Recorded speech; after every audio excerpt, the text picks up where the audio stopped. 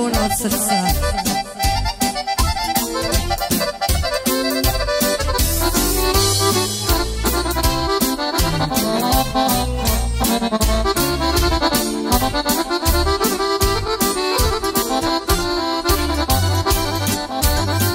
Kome tajno da poverim, sa kim tugu da podelim, kome reći teške boli, kada srce ludo boli. Hvala lijepo. Kome reći teške boli, kada srce ludo boli. Hvala. Kada bi me majka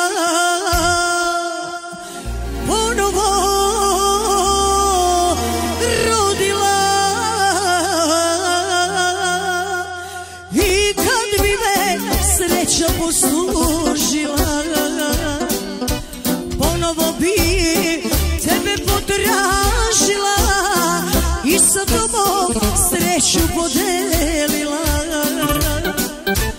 Ponovo bi tebe potražila i sa tobom sreću podelila.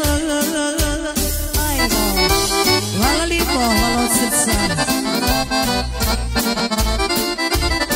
Za naših prijatelja Milenka, za sve dragi cijenjene goste.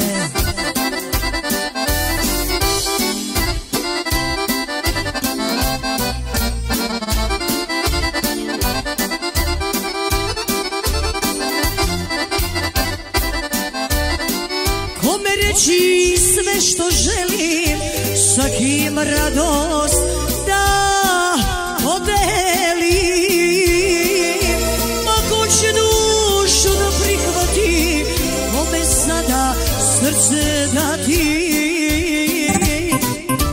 I ko će dušu da prihvati, kome sada srce dati. Hvala. Kada bi me majka ponovo rodila i kada bi me sreća poslužila, ponovo bi tebe potražila i sa tobom sreću podelila.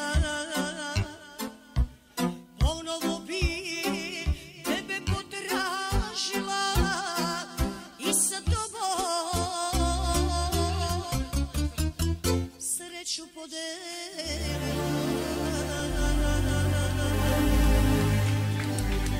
Hvala lijepo, hvala od srca.